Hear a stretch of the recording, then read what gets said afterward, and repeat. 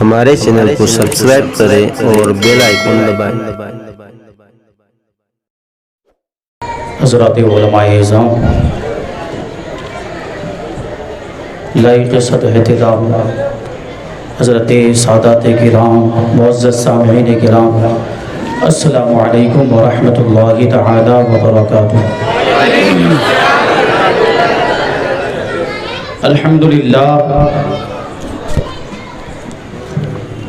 الحمدللہ الذی جعل اولیاءہ ائمۃ یہدون وہم مہتدون،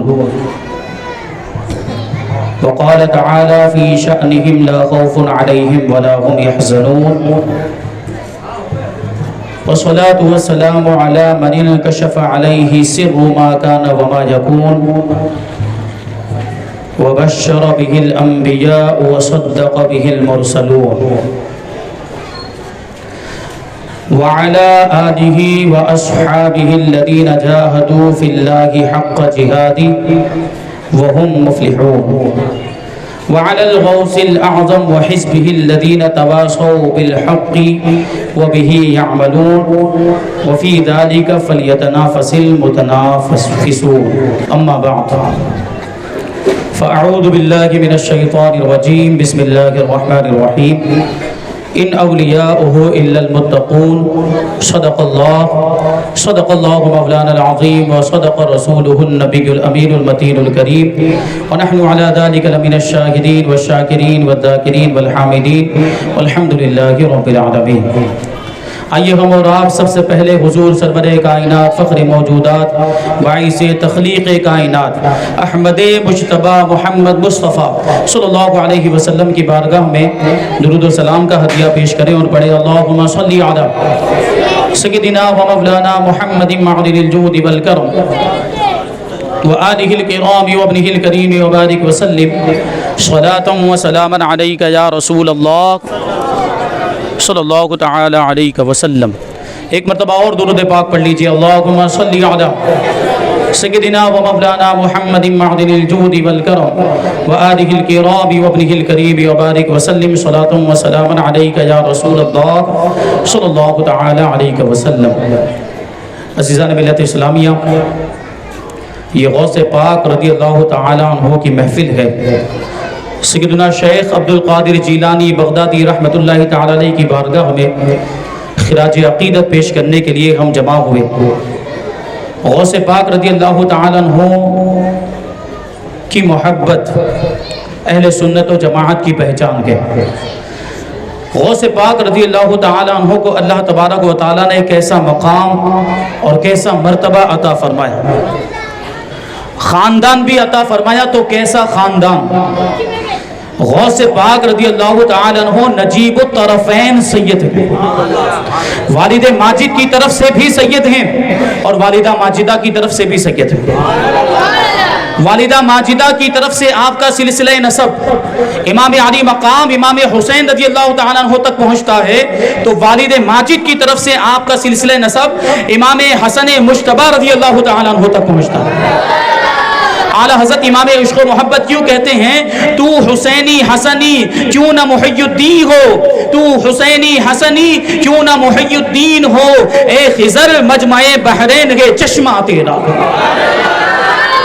امام علی مقام امام حسین سے بھی آپ کو فیض حاصل ہوا اور امام حسن مجتبی سے بھی آپ کو فیض حاصل ہوا، اور امام حسن کی ذات بھی ایک سمندر کی حیثیت رکھتی ہے اور امام علی مقام امام حسین کی ذات بھی ایک سمندر کی حیثیت رکھتی ہے، اور یہ دونوں سمندر حضرت غوث پاک رضی اللہ تعالیٰ عنہ کی ذات میں آ کر مل جاتے ہیں۔ اس لیے مجمع البحرین کہا، دو سمندروں کے ملنے کی جگہ۔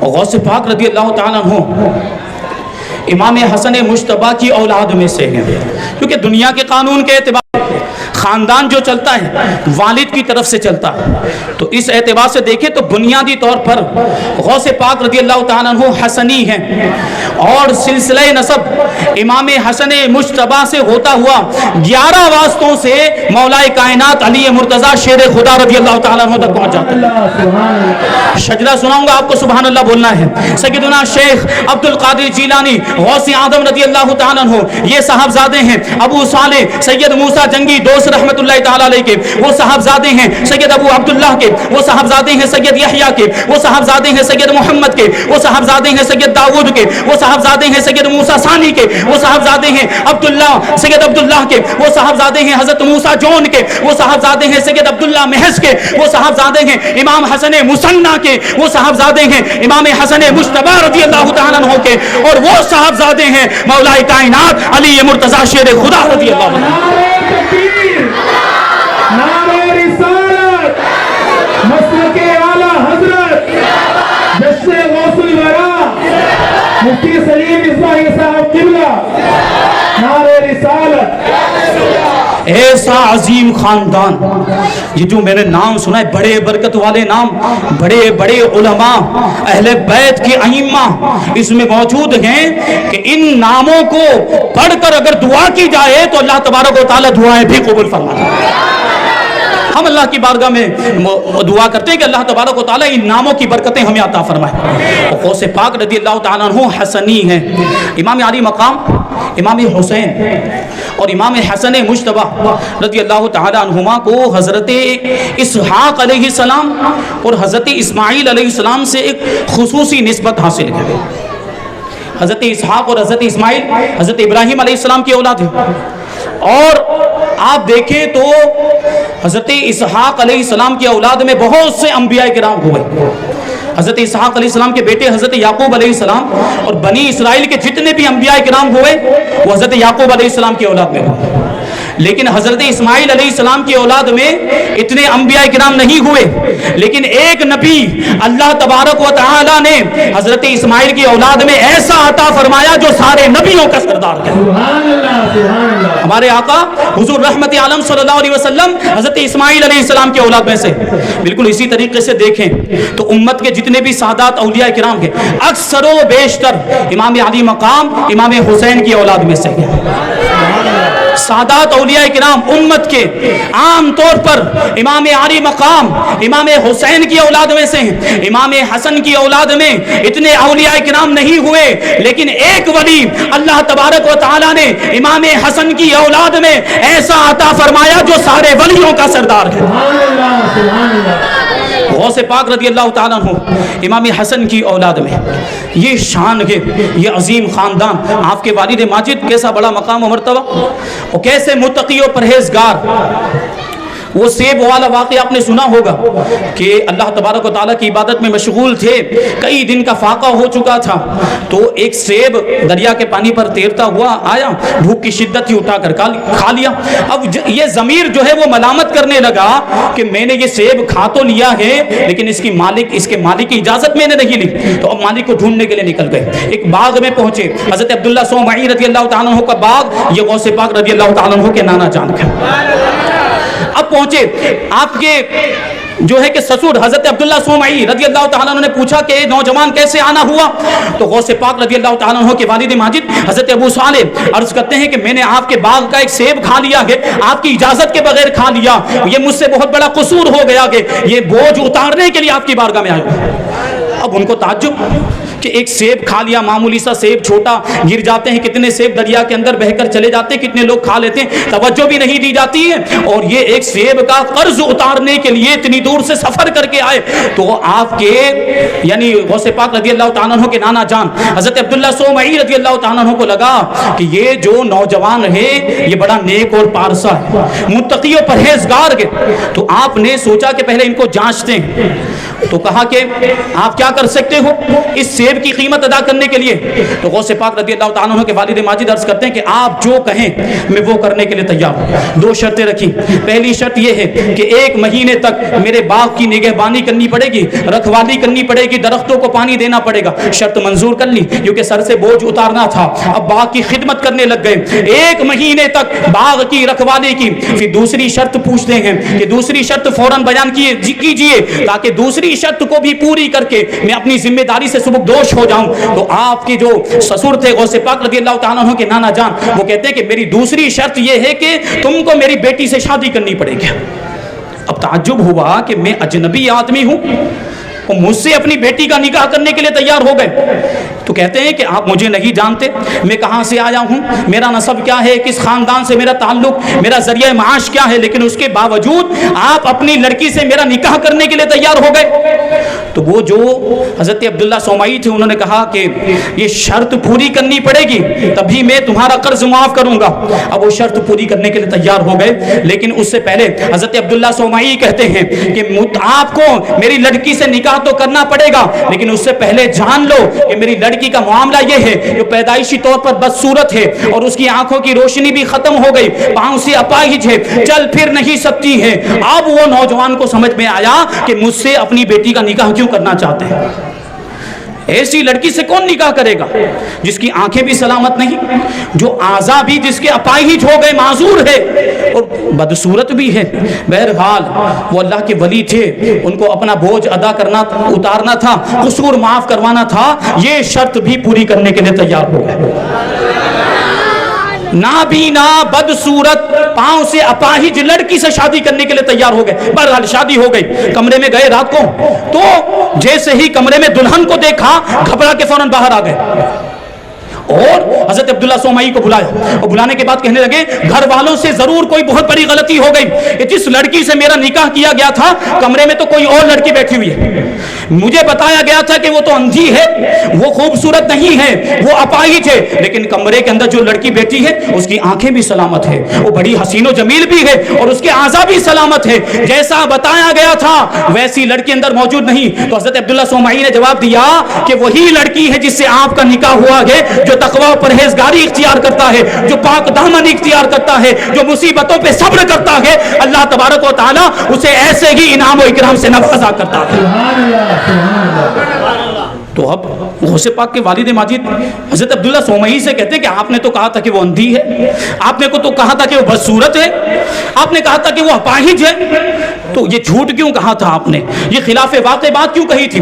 حضرت عبداللہ سومعی جواب دیتے ہیں میں نے ایک بھی بات جھوٹ نہیں کہی، میں نے جو کچھ بھی اپنی لڑکی کے بارے میں کہا تھا سب کچھ 100% صحیح ہے۔ میں نے کہا تھا کہ میری جو لڑکی ہے، میری جو بیٹی ہے وہ بدصورت ہے، تو میں نے اس وجہ سے کہا تھا کہ آج تک میری بیٹی نے اپنے چہرے پر یہ دنیاوی بناوٹی خوبصورتی کا غازہ اور میک اپ نہیں لگایا، اور جو ایسی لڑکی ہوتی ہے دنیا کی نظروں میں بدصورت سمجھی جاتی ہے۔ اور میں نے کہا تھا کہ میری بیٹی جو ہے وہ اندھی بھی ہے، آنکھوں کی روشنی جا چکی ہے، تو میں نے اس لیے کہا تھا کہ میں نے شریعت کی روشنی میں اپنی بیٹی کی ایسی پرورش کی ہے کہ آج تک میری لڑکی نے کسی نامحرم کی طرف نگاہ اٹھا کر نہیں دیکھی۔ سبحان اللہ، سبحان اللہ۔ اور میں نے یہ جو کہا تھا کہ میری بیٹی اپاہج ہے، پاؤں سے معذور ہے، وہ اس وجہ سے کہا تھا کہ آج تک میری لڑکی نے گناہوں کی طرف قدم نہیں بڑھایا کہ سبحان اللہ۔ یہ غوث پاک کے والدین ایک چھوٹے سے سیب کا قرض ادا کرنے کے لیے اتنا لمبا سفر کرتا ہے، باغ کی رکھوالی کرنے کے لیے تیار ہو جاتا ہے۔ والد کی شان یہ کہ اندھی، نابینا اور لنگڑی لولی اور بدصورت لڑکی سے شادی کرنے کے لیے تیار ہو جاتا ہے، اور دوسری طرف تقوی پرہیزگاری کا معاملہ آپ کی والدہ ماجدہ کہ کبھی اپنی نگاہ سے غیر محرم اجنبی کو دیکھا ہی نہیں، یہ شان ہے، یہ جوڑا ہے جن کا نکاح تقوی و پرہیزگاری کی بنیاد پر ہوا ہے، اور جب نکاح تقوی و پرہیزگاری، دینداری، پارسائی کی بنیاد پر ہوتا ہے تو اولاد غوث اعظم جیسی پیدا ہوا کرتی ہے۔ سبحان اللہ۔ ہمارے آپ کے معاملات آج یہ ہو گئے، سب کچھ دیکھا جاتا ہے، مالداری دیکھ رہے ہیں، خاندانی شرافت اور خاندان کیسا ہے یہ سب دیکھ رہے ہیں، خوبصورتی بھی دیکھ رہے ہیں، لیکن دینداری نہیں دیکھی جاتی۔ بڑے افسوس کا مقام، سب سے پہلے ہمیں جو چیز دیکھنی چاہیے وہی ہم نہیں دیکھتے۔ ہم یہ نہیں دیکھتے کہ جس لڑکی سے ہم اپنے لڑکے کا نکاح کرنے جا رہے ہیں کیا وہ لڑکی دیندار بھی ہے کہ نہیں، نمازی بھی ہے کہ نہیں، قرآن پڑھی ہوئی ہے کہ نہیں، دین کی معلومات کتنی ہے، اور سنی صحیح العقیدہ ہے کہ نہیں۔ اسی طریقے سے لڑکے کو بھی دیکھیں ہم، اگر اپنی لڑکی کا کسی لڑکے سے ہم نکاح کر رہے ہیں تو اس کے تعلق سے بھی یہ معلومات حاصل کریں کہ دینداری کتنی پائی جاتی ہے اور وہ اسلامی معلومات کتنی رکھتا ہے، نماز پڑھتا ہے کہ نہیں پڑھتا ہے، اور سنی صحیح العقیدہ ہے کہ نہیں۔ آج ہمارے آپ کے معاملات ایسے ہو گئے اور رشتہ داریاں ہو رہی ہیں وہابیوں کے ساتھ، اور کیا دعوے کیے جاتے ہیں، یہ جو نکاح کرنے والے، یہ رشتہ داریاں کرنے والے دعوے کرتے ہیں کہ ہم تو لڑکی کو سنی بنائیں گے۔ ہوتا ہے کہ نہیں ہوتا؟ وہابیوں سے رشتہ داریاں، یہ سنیت کو سب سے زیادہ نقصان پہنچ رہا ہے، اور وہابیت جو سب سے زیادہ پھیل رہی ہے یہ رشتہ داری کی وجہ سے۔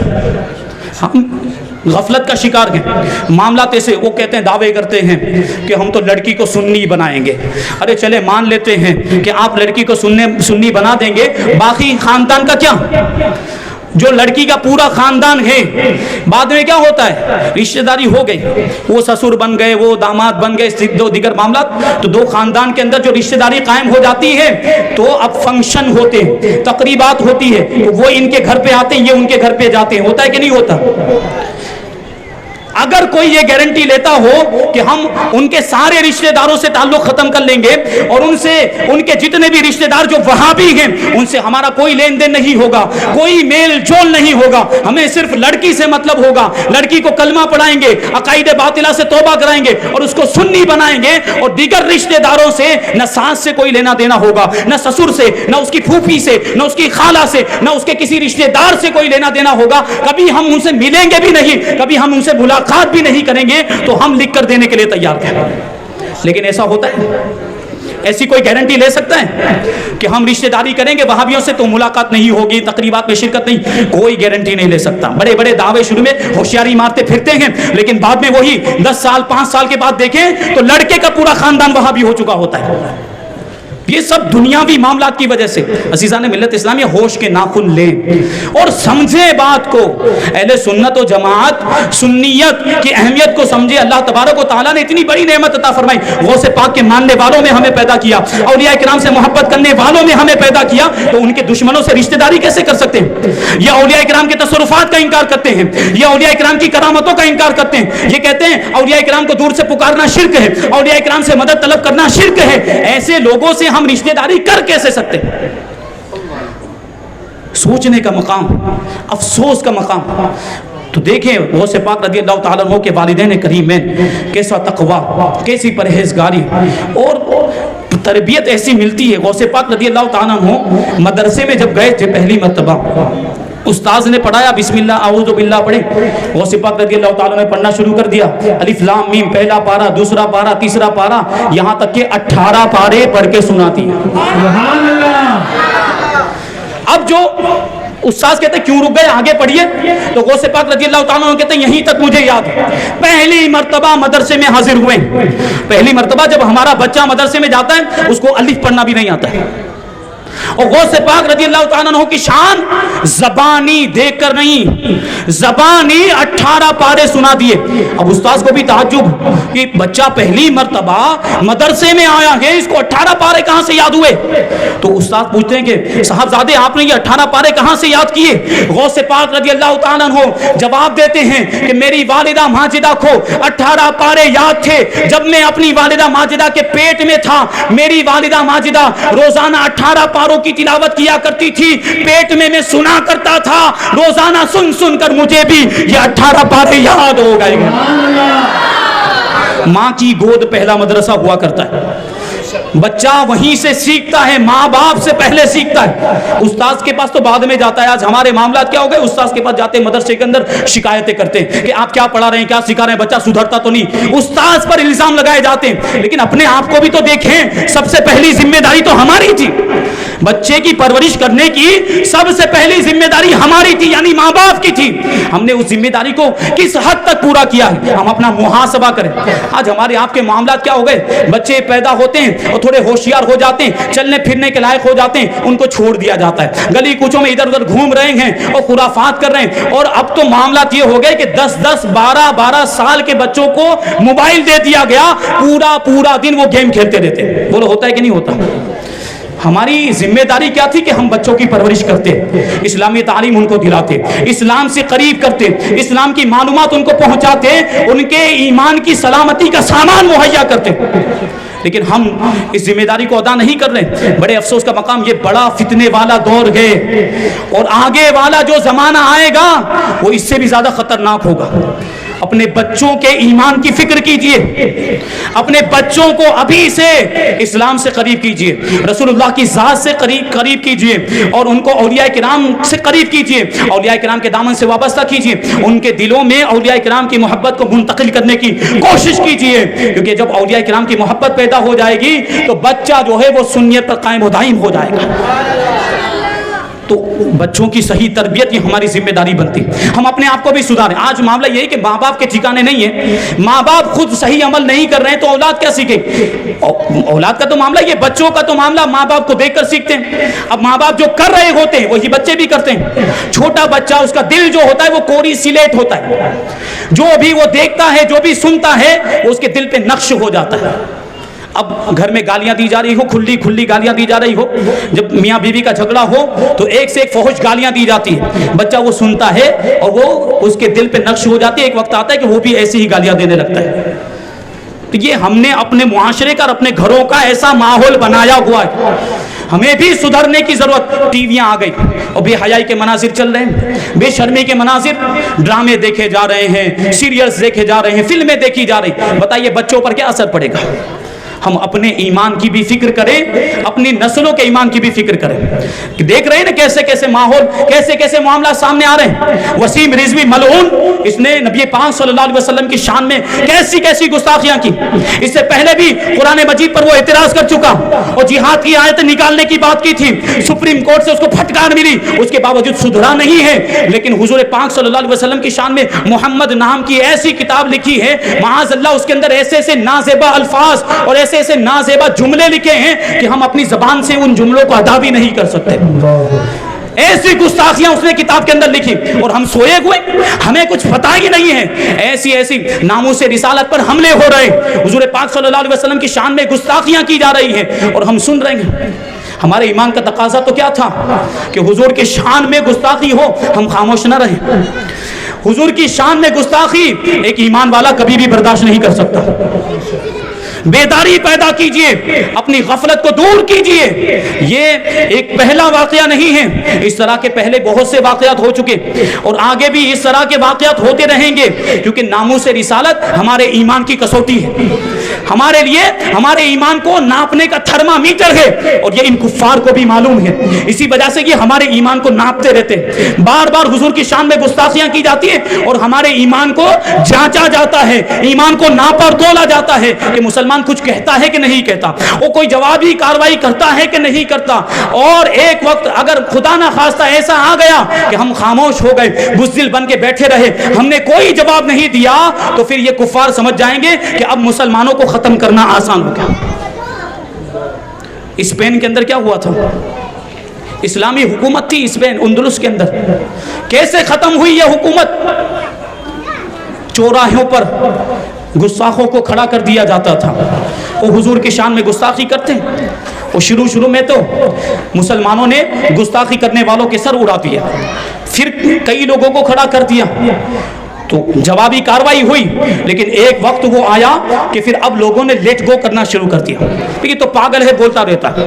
چوراہے پر کھڑا آدمی حضور کی شان میں گستاخی کرتا تو اس کو یہ کہہ کر لیٹ گو کر دیتے کہ یہ تو پاگل ہے، بولتا رہتا ہے. تو پہلے جب مسلمانوں نے گستاخ کا سر اڑا دیا تو خبریوں نے جا کر عیسائیوں کو خبر پہنچائی کہ ابھی بھی مسلمانوں کا ایمانی جذبہ بیدار ہے، ابھی ان کو ختم نہیں کیا جا سکتا. جب مسلمانوں نے جوابی کارروائی کی, اس کو روکنے کی کوشش کی, تب بھی خبریوں نے جا کر خبر دی کہ ابھی بھی مسلمانوں پر حملہ نہیں کیا جا سکتا, ابھی بھی عشق رسول کا جذبہ ان کے دلوں میں باقی ہے. لیکن جب مسلمانوں نے یہ کہا کہ یہ تو پاگل ہے, یہ تو بولتا رہتا ہے, اس کا کوئی جواب دینے کی ضرورت نہیں, تب جا کے خبریوں نے کہا ہے کہ اب حملہ کیجئے, اب ان کو ختم کرنا بہت آسان ہے. یہ اس طریقے سے اسپین میں مسلمانوں کی حکومت کو ختم کیا گیا, سارے مسلمانوں کو قتل کر دیا گیا, اور کچھ جو بچے تھے وہ بھاگ گئے, اور سارے جو کتب خانے, سارا جو علمی سرمایہ تھا, ساری کتابیں, سب کچھ جلا دیا گیا. آج وہاں پر اسپین کے اندر اسلام کا نام و نشان نہیں موجود. اس زمانے کی مساجد ملیں گی, طرز تعمیر کا نمونہ ہے, لیکن میوزیم بنا دیے گئے ہیں, اور اس طرح کے معاملات کہ وہ گھومنے پھرنے کی جگہ, تفریح گاہ بنی ہوئی, لوگ آتے ہیں چپل پہن کر مسجدوں کے اندر گھوم رہے ہیں. یہ ہماری مساجد کے معاملات اسپین میں ہوئے. عزیزان ملت اسلامیہ, اگر ہم نہیں جاگے, اگر ہم ہوش میں نہیں آئے, تو ہندوستان کو بھی اسپین بنا دیا جائے گا. ہم چاہتے ہیں کہ ہندوستان اسپین بن جائے. حضرت علم الدین غازی کا واقعہ آپ نے سنا ہوگا. ان کے زمانے میں بھی انگریزوں کا دور حکومت تھا. 1928 میں راجپال نام کے ایک شخص نے بھی اسی طریقے سے ایک کتاب لکھی تھی, اور اس میں نبی پاک صلی اللہ علیہ وسلم کی شان میں گستاخی کی. تو اب ایک دوسرے مجاہد اٹھے جن کا نام تھا خدا بخش گجر, انہوں نے اس پر حملہ کیا, لیکن وہ بھاگ گیا بچ کر. دوسرے ایک مجاہد تھے جن کا نام تھا غازی عبدالعزیز, انہوں نے بھی اس کی دکان پر حملہ کیا. وہ خود دکان میں موجود نہیں تھا, اس کا ساتھی موجود تھا, تو آپ نے راجپال سمجھ کے اس کو قتل کر دیا. تو پہلے جو مجاہد تھے ان کو 6 مہینے کی سزا, 6 سال کی سزا ہو گئی, اور دوسرے جو مجاہد تھے ان کو 12 سال کی سزا ہو گئی. یہ علم الدین غازی جہاد کے رہنے والے تھے, لاہور کے ایک گاؤں کے رہنے والے تھے, جن کے محلے کا نام تھا محلہ سوارا نام تھا. اور علم الدین غازی نے جب وہ گستاخ کا سر قلم کیا ہے, اس کے بعد سے اس محلے کا نام ہو گیا محلہ سرفروشاں. سر کو نبی پاک کے نام پر قربان کر دینے والوں کا محلہ. علم الدین غازی نے سنا تھا چوراہے پر کوئی چلا رہا ہے اور اعلان کر رہا ہے کہ راجپال نے حضور کی شان میں ایسی ایسی کتاب لکھی اور حضور کی شان میں گستاخیاں کی, آپ کا خون کھول گیا. اسی وقت سے آپ نے ارادہ کیا کہ جو گستاخ رسول ہے اس کو زندہ رہنے کا کوئی حق نہیں. موقع کی تلاش میں پہنچے اس کی دکان پر, اور ایک ہی وار میں مردود کا کام تمام کر دیا. راجپال جو تھا اس کا کام, انگریزوں کی حکومت پکڑ لیا گیا. تو مقدمہ چلا, بہت لوگوں نے علم الدین غازی کا مقدمہ لڑا, فیصلہ بھی لڑا, یہاں تک کہ جی محمد علی جینا ہے نا جس کو قائد اعظم کہا جاتا ہے, اس نے بھی علم الدین غازی کا کیس لڑا ہے جب وہ قائد اعظم نہیں تھا, انگریزوں کی حکومت تھی. لیکن انگریز تو دشمن ہیں پہلے ہی سے اسلام کے. پھانسی کی سزا سنا دی گئی, پھانسی کی سزا سنا دی گئی, جیسے ممتاز قادری علیہ رحمہ کے ساتھ ہوا تھا. سلمان رشدی کو انہوں نے گیفر کردار تک پہنچایا تھا, تو علم الدین غازی کو بھی تختہ دار پر لٹکانے کی سزا سنا دی گئی.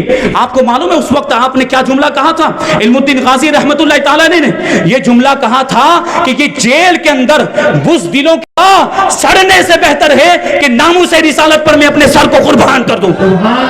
یہ ہزاروں زندگیوں سے بہتر ہے. ناموس رسالت پر اپنے سر کو قربان کر دینا یہ ہزاروں زندگیوں سے افضل ہے. اور ہم زندہ ہوں اور حضور کی شان میں گستاخیاں ہو رہی ہو تو ایسی زندگی سے مر جانا بہتر ہے. یہ علم الدین غازی رحمت اللہ کتنا بڑا مرتبہ, معمولی انسان, یہ بڑھئی تھے, وہ لکڑے کا سامان بناتے تھے, فرنیچر بناتے تھے, معمولی انسان, کوئی بہت بڑے عالم دین نہیں تھے. لیکن مرتبہ دیکھیں, ان کے جنازے کے اندر تقریباً 9 کلومیٹر تک جنازے کا جلوس تھا. علم الدین غازی کے جنازے میں جو جلوس تھا 9 کلومیٹر تک پھیلا ہوا تھا. اور بیان کرنے والے بیان کرتے ہیں لاہور کی تاریخ میں اتنا بڑا جنازہ کسی کا نہیں دیکھا گیا. اور ممتاز قادری کا بھی معاملہ آپ نے دیکھا ہوگا, تو قریب ہی کا معاملہ, ان کے جنازے میں بڑے بڑے علماء شریک, بڑے بڑے علماء ان کے سپورٹ میں کھڑے ہوئے, کیونکہ جو ناموس رسالت پر قربان ہو جاتا ہے اللہ تبارک و تعالیٰ اس کے مرتبے بلند کر دیا کرتا ہے. اب بڑے بڑے علماء ان کے جنازے کے اندر, تقریباً پاکستان کی 70% آبادی ان کے سپورٹ میں تھی. کس وجہ سے؟ کہ وہ عاشق رسول تھے, اور عشق رسول کی بنیاد پر ایک گستاخ کو انہوں نے کیفر کردار تک پہنچا دیا. ہم کیا کر رہے ہیں, ہمیں یہ غور کرنا ہے, ہم کیا کر رہے ہیں. ناموس رسالت پر حملے ہو رہے ہیں, اور اس طرح آئے دن گستاخیاں کی جا رہی ہیں حضور کی شان میں, اور ہم خاموش بیٹھے ہوئے ہیں. عزیزان ملت اسلامی، ہمیں تیاری کرنے کی ضرورت. جو کچھ تریپورہ میں ہوا ہے ایک وقت آئے گا پورے ہندوستان میں ہوگا. ہم بیٹھے رہیں گے؟ ہم انتظار کریں گے وہ آئیں گے ہمیں قتل کر کے چلے جائیں؟ کم سے کم دفاع تو کریں گے، ڈیفینس تو کریں گے. اگر مرنا ہی ہے تو 10 کو مار کے مریں گے. آج جہاد کا تصور ختم کیا جا رہا ہے، جہاد کو بھلا دیا گیا. عزیزان ملت اسلامیہ، نمازوں پر پابندیاں لگ رہی ہے. بروڈا کے اندر یہ جو ہے کہ مانگ کی گئی اور دھرنا دیا گیا کہ مسلمانوں کو پارکوں میں، سڑکوں پر نماز پڑھنے کی اجازت نہیں ہونی چاہیے. یہ آج سڑکوں پر نماز پڑھنے سے روک رہے ہیں، کل مسجدوں میں بھی نماز پڑھنے سے روکا جائے گا. تو یہ کب تک ہم برداشت کرتے رہیں گے؟ ایک وقت آئے گا کہ جہاد کرنا فرض ہو جائے گا اپنے وجود کے لیے اور اسلام کو بچانے کے لیے.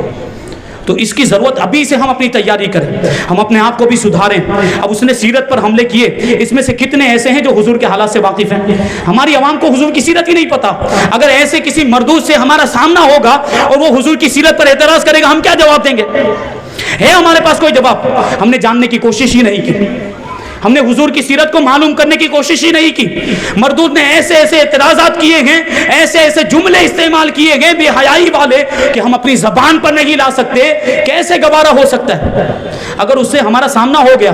اور سب سے بڑی بات یہ ہے کہ اگر ہم بزدل بن کے بیٹھے رہے اور یہ گستاخیاں ہوتی رہی، ابھی تو وقت نکل جائے گا، ہم اپنی اولاد کو اور آنے والی نسلوں کو کیا جواب دیں گے؟ ہماری اولاد، ہمارا بچہ آگے چل کے ہم سے پوچھے گا کہ فلاں آدمی نے اس طرح نبی کی شان میں گستاخی کی، آپ نے کیا کیا؟ آپ کیا جواب دیں گے؟ افسوس کا مقام. اور پھر اولاد، ممکن اللہ جو ہے کہ حفاظت فرمائے کہ اگر اس طرح کی مثالیں ان کے سامنے نہیں ہوں گی، ممکن ہے کہ ایسے لوگوں کے بہکاوے میں آ جائے، ان کی باتوں کو صحیح سمجھنے لگے اور اسلام سے پھر جائیں. یہ بھی ہو سکتا ہے. تو اپنے ایمان کی بھی فکر کریں اور اپنی اولاد کے ایمان کی بھی فکر کریں. اولاد کی صحیح تربیت کریں، ان کو علماء سے قریب کریں، علماء کی محبت ان کے دلوں میں ڈالیں، کیونکہ یہ علماء ہی ہیں جو صحیح رہنمائی فرماتے ہیں. علماء سے قریب کریں، ان کے دلوں میں عشق رسول کا جذبہ پیدا کریں. اور یہ تصور پہلے ہی سے دے، بچپن ہی سے یہ تصور ان کے اندر یہ پیدا کریں، یہ جذبہ پیدا کریں کہ نبی کی شان میں گستاخی ہو تو وہ برداشت نہیں ہونی چاہیے.